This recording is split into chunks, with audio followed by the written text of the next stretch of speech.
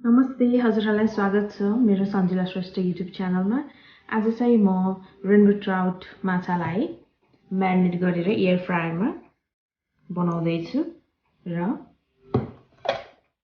यदि हजुरहरूलाई मेरो यो रेसिपी भिडियो राम्रो लाग्यो भने चाहिँ हजुरहरूले कृपया मेरो च्यानललाई सब्स्क्राइब गरिदिनु होला र मलाई अगाडि बढाउन मद्दत गरिदिनु होला र लाइक, शेयर र कमेन्ट पनि गर्नु होला। हजुरहरूले पनि मेरो रेसिपी युज गरेर घरमा बनाएर पनि खानुहोला। अब यसको लागि चाहिने सामग्रीहरू चाहिँ मैले लिएको छु। यो धनिया चाहिँ मैले धेरै लिएको छु। यसलाई चाहिँ हामीले म्यारिनेट गर्दाखेरि माछाको भित्र राख्नुपर्छ। अनि मैले यो लसुन पनि लिएको छु। म आधी लसुन चाहिँ मसिनो पारेर काट्छु र आधी चाहिँ हाफ टुक्रा बनाउँछु।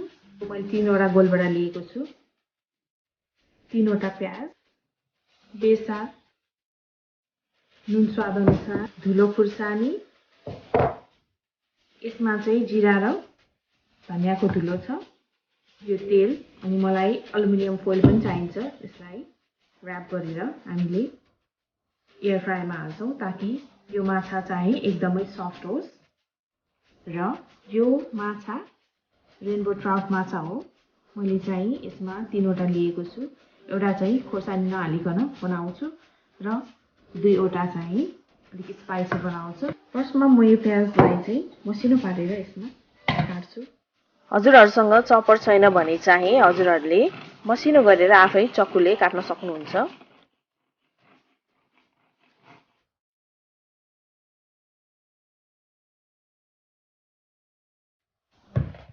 प्याजलाई चाहिँ मजाले हाल्दैछु।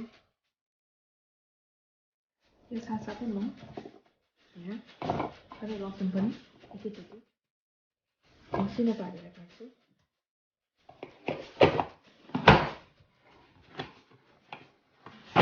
यसरी एकदमै मसिनो गरेर काटेको लसुन र प्याजलाई अब म यसरी बाउलमा खनाउँदैछु।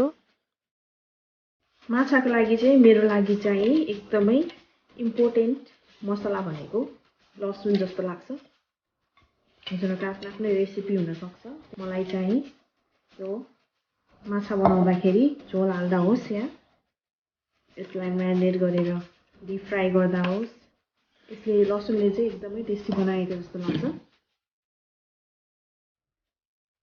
र अब म यसमा फेरि गोलभेडा पनि त्यसरी नै मसिनो पारेर काट्छु। चपरमा मसिनो गरेर काटेको गोलभेडालाई म यसरी बाउलमा राख्दैछु। त्यसपछि बाँकी भएको लसुनलाई म आधी काटेर हाल्दैछु।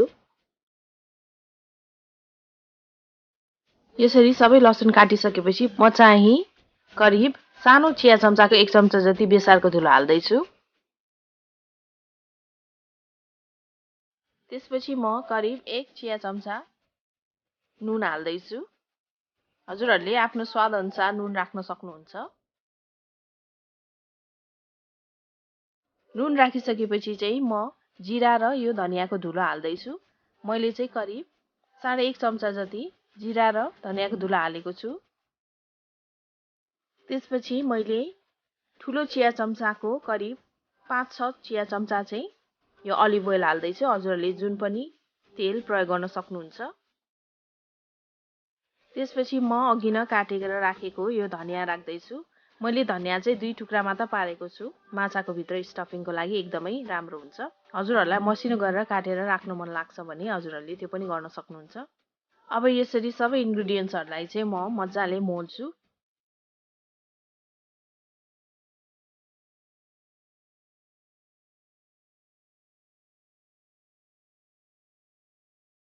यसरी राम्रोसँग मोलिसकेपछि म यो माछामा यो सबै इन्ग्रेडियन्ट्सहरू चाहिँ स्टफिङ गर्छु। म चाहिँ एउटा माछालाई स्पाइसी बनाउँदिनँ र 2टा माछालाई चाहिँ स्पाइसी बनाउँछु। त्यही भएर मैले धुलो खोर्सानी एड गरेको छैन। हजुरहरूलाई हरियो खोर्सानी एड गर्न मन लाग्छ भने हरियो खोर्सानी पनि एड गर्न सक्नुहुन्छ। हेर्नुहोस् त मैले मजाको यसरी स्टफिङ गरिसकेँ। यो चाहिँ नन स्पाइसी माछा हो। अब यसलाई एकछिनमा म एल्युमिनियम फोइलमा र्याप गरेर एयर फ्राई गर्छु।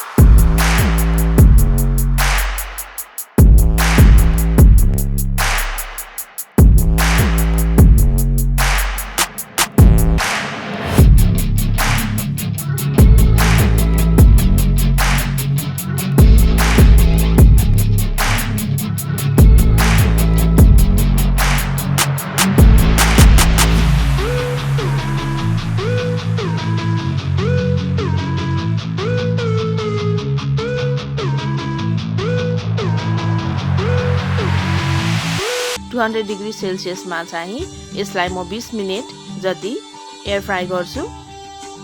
20 मिनेट पनि भइसकेको छ र मैले यो माछा चाहिँ एयर फ्राईबाट निकालिसकेँ र अब यसलाई म प्लेटिङ गर्न जाँदैछु।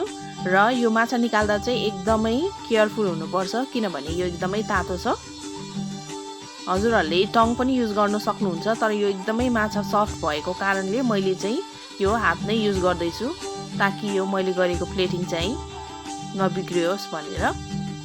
यसरी हजुरहरूले चाहिँ एयर फ्रायरमा माछालाई यस्तो तरिकाले बनाउन सक्नुहुन्छ।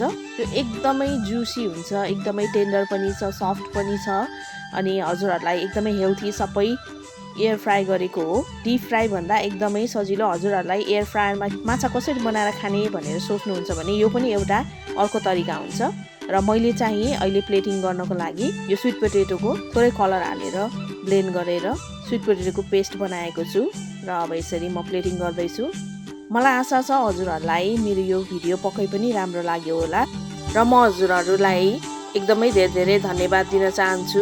अहिलेसम्म मलाई सपोर्ट गरिदिनु भएको छ र मेरो च्यानललाई सब्स्क्राइब गरिदिनु भएको छ, हेरिदिनु भएको छ र अझै पनि हजुरको साथ सपोर्ट मलाई चाहिरहेको छ।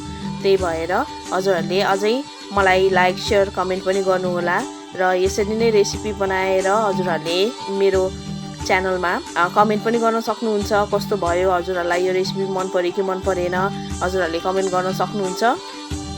र आजलाई म यो रेसिपी भिडियोका साथ हजुरहरूलाई बाई बाई गर्न चाहन्छु। हस्त, धन्यवाद, बाई बाई।